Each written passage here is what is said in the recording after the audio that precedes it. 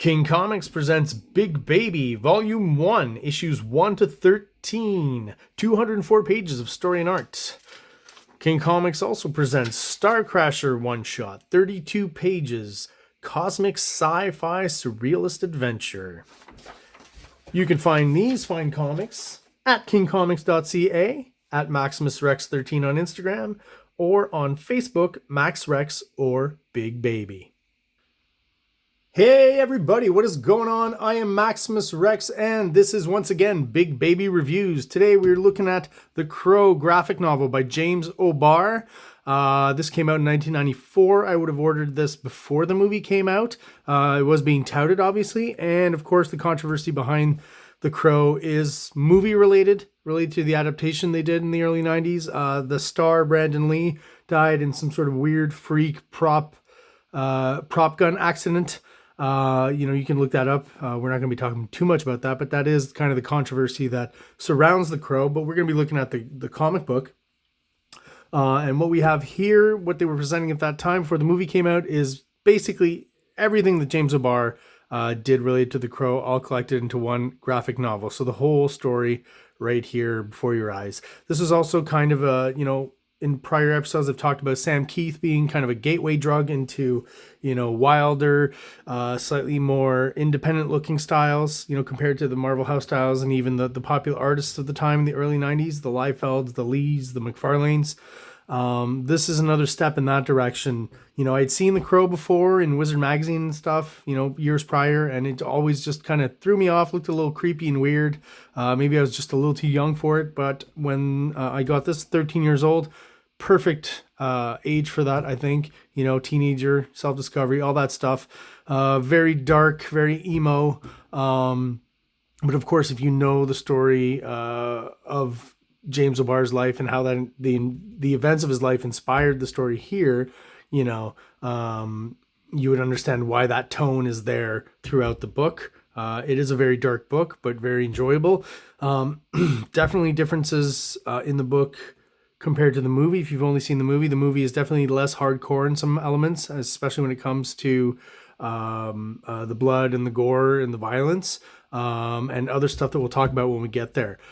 So this is also my introduction to mixed media and different kind of artistic tools being used within the confines of one story or one comic book. We start off with a painted cover. There's a lot of pen and ink art, traditional, but also a lot of washes and paintings and things, which, I'll get into as we move ahead in the book. We'll go pretty quick because this is a big one and I don't want the video to drag on too much. So let's crack her open. Looks about centered. All right, more than likely a painting here. Nice pen and ink drawing here. So fourth printing when I bought this in July 1994. I was 13. The Crow, perennial bestseller, I think, and probably, James O'Barr, very smart, independent creator, kept all the copyrights to his character. So, I definitely hope he's reaping some of the benefits of the success of the Crow movies and the Crow comic book as well. As talked about earlier on, in memory of Brandon Lee and the tragic events of his life shooting that movie. But that just added to the mystique of The Crow, right? That gothic emo vibe, the fact that the star of the movie, was he cursed? Is there a curse? All of that kind of, unfortunately, it sounds bad to say, but really, really helped with The Crow and the lore. And again, that dark gothic aspect to it. Great illustration here, probably done later on, not in the early, kind of chapters of The Crow, 1991, so 3 years before the publication of this. I really like this image, and I definitely think James O'Barr has talked about his influences for The Crow. He talks a lot about Iggy Pop, and I definitely think this shot here is referenced from an Iggy Pop pose from somewhere, but not, to great effect. I'll put it that way. That's just a great illustration. All right, so we start off with the first kind of quick story, and it's basically The Crow to me as kind of boogeyman, right? Kind of like Candyman or Bloody Mary or some sort of urban legend, right? For the fact that, at first you're not quite sure, is he a clown? What is this? This character stabs him and no reaction and starts licking his own blood. So it gives you a little bit of a sense of the tone here of the Crow. So occasionally we get flourishes like this, I think, and I quite remember, pretty sure, read this the first go round. Most times when I read it again, though, I don't read these things. I mean, you know, it doesn't take away from my enjoyment of the comic itself, but some of these things I find just maybe a little bit too pretentious, or I don't know, there's just something that's kind of off-putting to me. But like I said, pretty sure I read it the first time around and now don't feel it necessary to kind of help with the enjoyment of the story. I don't need it. So I move on. That's one of the joys of comics. You can do that as well. Read as you will and as you want. So here we get a sequence. This is, you know, you think it's either a flashback, okay, or some sort of fever dream, possibly. And again, an example of mixed media. I'm not quite sure what this is. Is it just washes? Is there some paint involved? Because I feel in some instances, like, you know, I can almost feel the thickness of the paint, but I could be wrong. It does seem like this mostly washes. Okay, but again, first example, or one of the first examples for me, I think, of a different kind of medium in comics form at that age when I was, you know, 13 years old. And obviously, you know, once we see the horse getting caught up and, you know, the gentleman here, the conductor, skull faced, you start to understand that something's a bit off here. The Crow's talking to him, you know, which is obviously a trope or a theme that's going to come around a lot. Excuse me. So we've got another chapter here, some more thugs, some more violence. I like these pages here, very graphic, very stark, very contrasting, black and white. I don't know, maybe this should have been on a page turn, I feel, but it doesn't ruin the story. So as I said, I'm just going to go very quickly till we hit some stuff that's, you know, interesting. Slightly more multimedia stuff. That's kind of where I want to be stopping here. Now, okay, we've got some multimedia in the grays here, some washes, I guess. And here, not multimedia, still pen and ink, but just a different kind of style to bring us back to another time, you know, it seems like. Quick flashbacks here to the same moment or close to. Very effective. There's a lot of that in the Crow here. Actually starts here with the mask, right?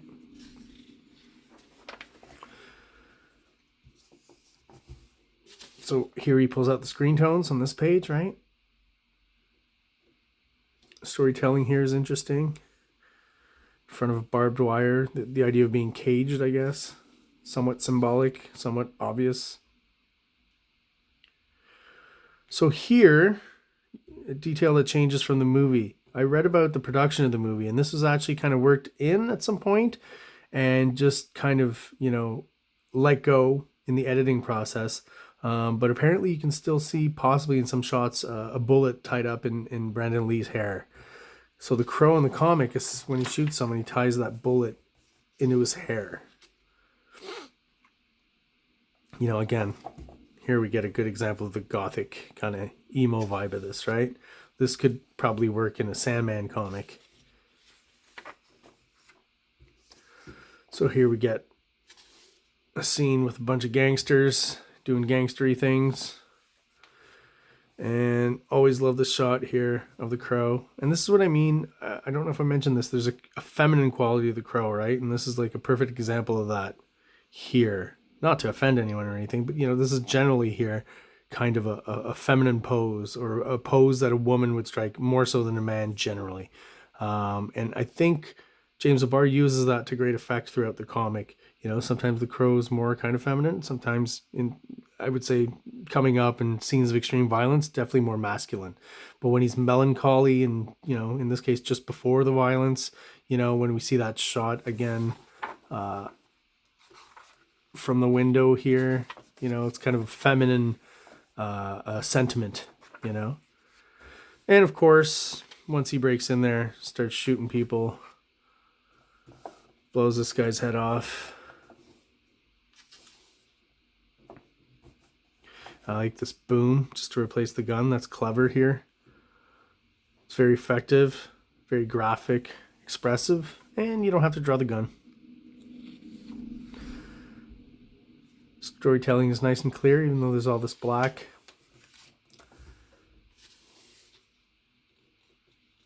Always like this drawing here.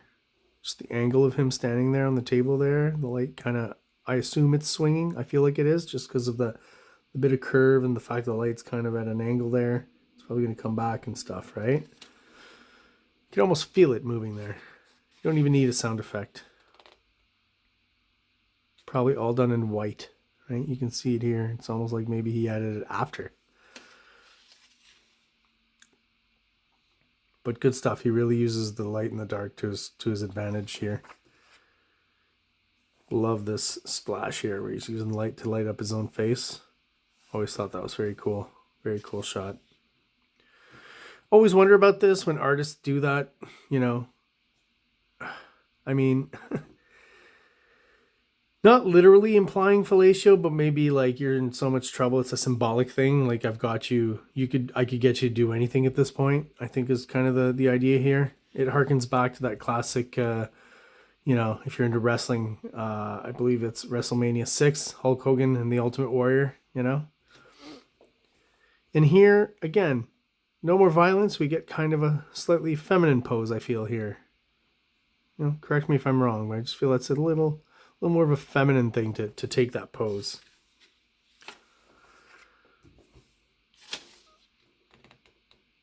So once the crow's there, everyone dies. Another example of mixed media here. Mostly pencil and some wash maybe. Again, most of these, you know, it could be paint, could be wash. I'm not 100% sure. And again, all of a sudden the artwork changes, right?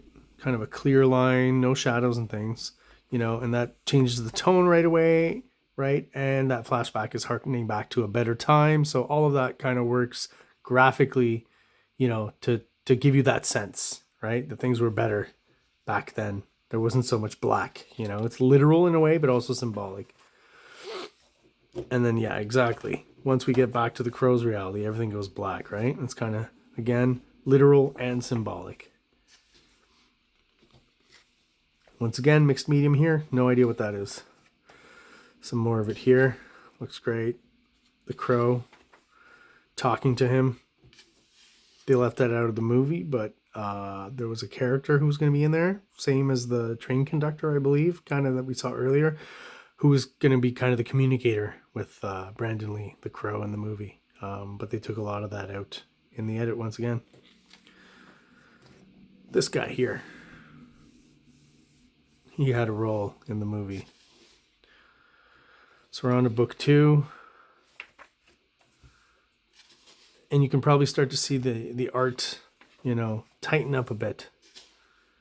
Not get slick necessarily, because the crow is always very dark, as you can see with these pages here and this kind of stuff here, but just, you know, slowly getting tighter and slightly better, as any artist should who continues to work in the comics field and improve and learn new techniques and new tricks. I always thought this scene is interesting, where once he's, you know, I believe in this case he's cut their legs off, cut his legs off, and he's still alive. And he just kind of sits next to him casually, you know. Once he knows he can't do anything, he's incapacitated, he shows, you know, some weird level of empathy, you know, or at least through his body language, you know. It's very interesting. This is a cool scene because the movie pretty much stuck to this pretty close, I'd say. The scene where the crow goes to see Gideon, and I believe in this case he's trying to get his girlfriend's ring back. Unfortunately, in the movie, though, no stabbing of the hand of Gideon. So this is an example where, you know, the movie veers off and goes a little more. It is PG-13, so I'll just say it goes PG-13, much more so than the comic. This panel here, literally, you know, in the movie, shot for shot, is exactly the same. And of course, Gideon, the crow, leaves no criminal behind, so Gideon gets blown away. Anyone involved in, you know, his revenge quest for the killing of his girlfriend, if you haven't read the book, ends up dead, basically. Sets the place on fire. Not yet, but he's throwing the kerosene around. You know, his role is kind of a boogeyman here, scaring the cop so much the cop just lets him walk away. It's kind of that urban legend kind of vibe, right? He's almost like a ghost. Shop explodes, and we meet Captain Hook. Pretty sure, I don't remember. I'm pretty sure they changed the name in the movie. There's this joke here, obviously because his name is Hook, right? From Peter Pan. Not in the movie. Always thought this was a great shot here. Not sure what's going on in the back here. There's a bit of collage. This is an actual picture, clearly. And the reflections and stuff of the lights. And, you know, possibly a wet street or at least a reflective street. Super awesome illustration here. More mixed media. And we're going to hustle a little bit because, you know, more of the same. Here, I believe a lot of pencil graphite for this sequence. Once again, the past. All of a sudden, you know, the makeup is on. Transitions kind of back to now. Some more poetry or, you know, quotes from literary references. This is in French. Où sont les neiges d'antan? Which basically means like, where's the snow from back when? Meets a character who's in the movie, plays a much greater role in the movie than here. This scene is in the movie, right? Where he confronts this guy, actually lets him live, but so he can lead him to the bad guys. And if I'm not mistaken, this is also where he steals, he steals his morphine, and that'll come into play soon. In the movie, he actually starts using kind of supernatural powers to extract the heroin from the girl we just saw, who's the young girl's mother. Anyways, I missed her on this page with this gentleman here, right? So in the movie, he actually pulls the heroin out of her vein, right, in a supernatural way. None of that happens here in the book. He just takes the morphine away from this guy. More flashbacks, mixed media, bit of pen and ink here. Again, painting, ink wash, bit of both. Nice stark, once again, gothic, emo kind of image. That slightly female posture. So here he is at the church getting ready. More mixed multimedia kind of stuff. These pages look awesome. Always wondered though, sometimes there's some consistency issues. I guess you can point them out here, right? Where the crow starts, his look starts to change a bit from image to image. Maybe this is a reference image because the background's pretty tight there. Pretty realistic, even though impressionistic. And here's where we really, you know, break away from the movie. He shoots himself up with the morphine. So in the book, you know, is it the morphine that makes him not feel the pain? Or is it really a supernatural thing? It's never really, you know, spelled out. So you can kind of believe it's either or, maybe a bit of both. Okay, but he is literally shooting up morphine here. And he walks in, tells them they're all going to die. And at some point starts shooting. Gets shot as well. Here it's kind of ambiguous, I guess. Could have just gone through the jacket, maybe not into his body. So yeah, just going around, shooting these guys. You know, did it just graze him? He doesn't feel it because of the morphine, right? Always enjoyed this shot, really liked it. I don't know what it is about it, just really cool. The angle, it's like a Kubrick kind of angle. It's got some blood coming down, I guess, from this shot here. Yeah.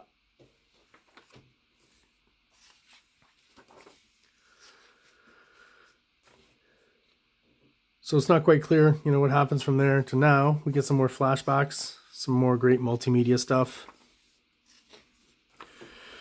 And of course we get the cutting scene, not in the movie as well. So again, much more of that emo goth vibe here happening with a straight razor. Flashbacks.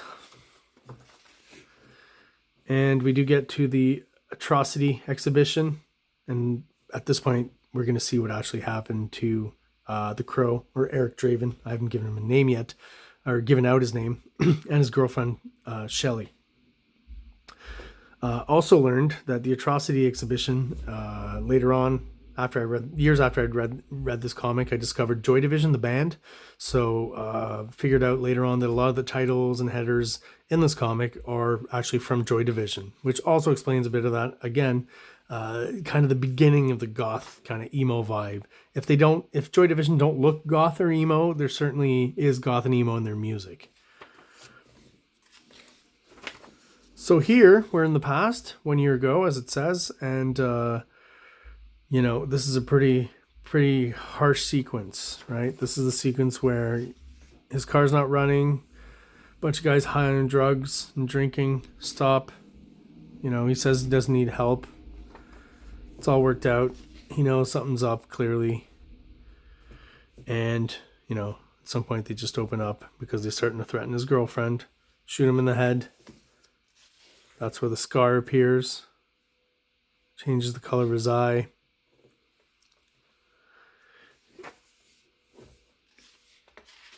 And here's where the Crow tells him not to look. And of course he does. And he sees everything that's happening. And that's, again, where it's ambiguous in this book. Okay? Because you do have this image of the Crow talking to him. You don't need to do this. You're looking. You know.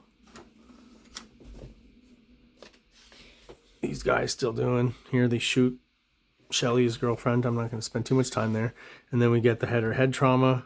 And Eric in the hospital. So in the comic, it's, you know, somewhat ambiguous. He didn't die. He may have flatlined and, you know, survived or anything like that. But, you know, he is in the hospital. They're saying he's probably going to be a vegetable, right?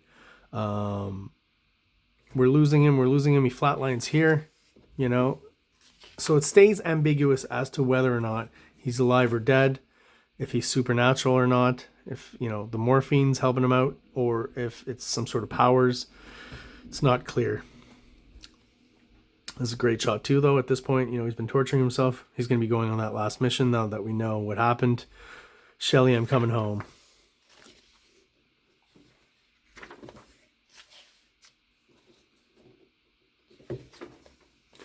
This classic line, I think, is in the movie. It's not death if you refuse it. Pretty sure it was used as maybe a tagline or something. And this last chapter, I will say, you know, has the best art. You know, it's kind of refined it all.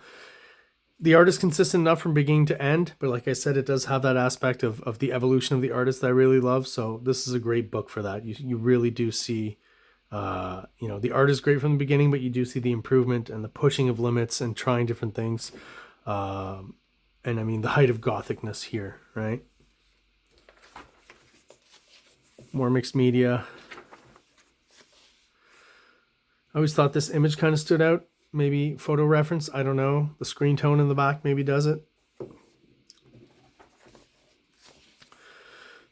You know, again, this is a pretty dark comic. I keep mentioning the gothic, you know, emo feel, you know, the despair. That's really what it's about here. If you're not into that at all, you know, even as just a reading experience, I'm not particularly emo or gothic myself, but, you know, it's a fun reading experience in spite of me not being that or into that specifically. So I don't think you have to be into that to appreciate this graphic novel. Tapes up the wounds. And we got like a dance scene, you know? Again, that feminine aspect here with the rose and things like that, right? It's almost like, you know, he and Shelley are kind of doing it together. I don't know if I'm reading too much into this, but you know what I mean? He's split himself into both halves, Eric and Shelley, you know, on this quest for revenge. Somewhat symbolically. This, a great drawing once again. Probably photo referenced, you know. This too, you can kind of tell when artists use photo reference or not. Not against it. It's, again, he's using all the tools he has at his disposal here. Some more washes and stuff, right? He's just, you know, the mixing is getting more frenetic. The artwork's getting darker and more frenetic, definitely. You know. Always love this shot. It's a great double page spread. I think Hammer Party is a Joy Division song. Not 100% sure on that. Yeah. And off he goes. Says bye to this little girl one last time. So if I'm not mistaken, he's burnt the house down that he was staying in. And here's the last bits of him, you know, shot up full of morphine here. Gets shot twice here. Keeps going. This guy's met the Crow. He's trying to tell the other guys that they're in the shit. They don't really, you know, put any credence in that. Don't believe him. So, of course, everything's going to come to a head. Here's the Crow. Since this guy helped him out, promised he would, you know, not kill him super violently. And here you see him again injecting the morphine, putting a target on his chest.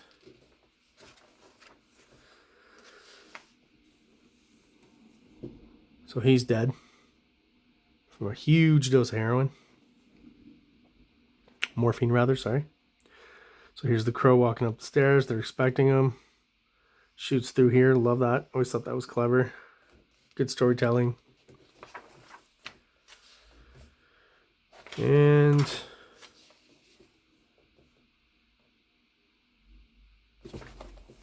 he just keeps advancing. More and more black on these pages, you probably noticed, as we move ahead.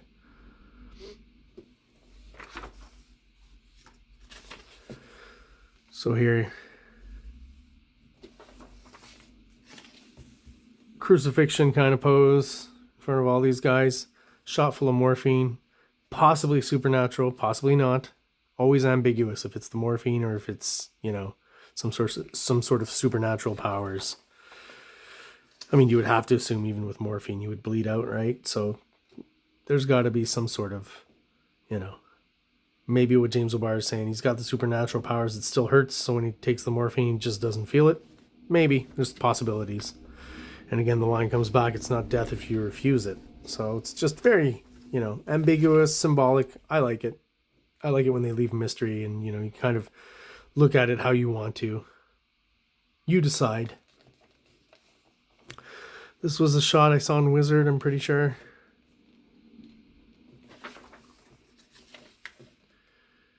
I like these little silhouettes of the cats here. Very cool. Probably done very quickly, but very, very effective. And he's just getting shot at and, you know, bullets flying everywhere. I don't know how many holes in his bodies at this point. In his body, rather. Very Iggy Pop looking here. And the murder and mayhem continue. That's an iconic shot. Always enjoyed that one. So he keeps going. Leader of the bad guys gets in his car. Trying to get the hell out of there. And of course, there he is with the original car following him. This guy trips up somehow. Car crashes. And all we get to see here is that the Crow has brought a hammer.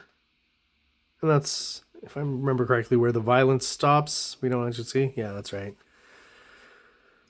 And here, once again, lots of mixed media. Even a picture here, an actual picture. Some pen and ink, some wash, stuff we've seen before. Her hair is dark all of a sudden here. Always thought that was odd, but, you know, doesn't ruin the story. And everything just seems to kind of slowly fade out, right? He's sitting on her, just let me go back. He's sitting on her grave there. And that's the end. Once again, some more quotes from literature. I usually skip over that. We get an afterword. Read that on your own time. And then basically all other, I guess, promotional images or pinups that were done for the Crow over the years. That's kind of slightly demented looking, but cool. And as you see, the Crow himself goes through kind of a few different iterations, right? First with the kind of the trench coat, and then the almost the, I don't know what you'd call that, the bodysuit, you know, the gothic leather kind of look. Always thought this was a great, great drawing, pencil drawing. Super cool. But again, when you look at the Crow, there's that feminine aspect to him. He's got that really thin nose, right? His eyes are very detailed, eyelashes. It's almost like he's combining, you know, he's definitely has an androgynous kind of feel. Now he's just got the leather jacket, right? Like I said, his look changes from issue to issue, which is cool, makes sense, always within the same kind of vibe.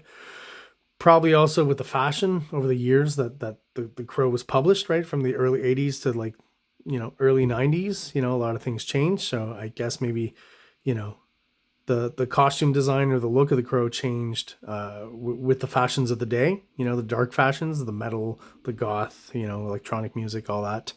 And to reflect, I guess, what's happening in the story as well, because at this point, right, it's either before or after he's taking care of that last baddie. Probably before. He's still got the jacket on, and he's got the tape here, so we can assume he's cut up his arms and stuff, as we saw in the story. Here's another great shot here. Always thought this pinup was great. Very Iggy Pop in the physicality and the musculature. And if I'm not mistaken, these are the covers, just like the cover of this graphic novel, I believe, is of part 1. These are the other covers for the miniseries when it was published by, I believe, Tundra. Not 100% sure, but I think it was Tundra. And these here are the original Caliber covers.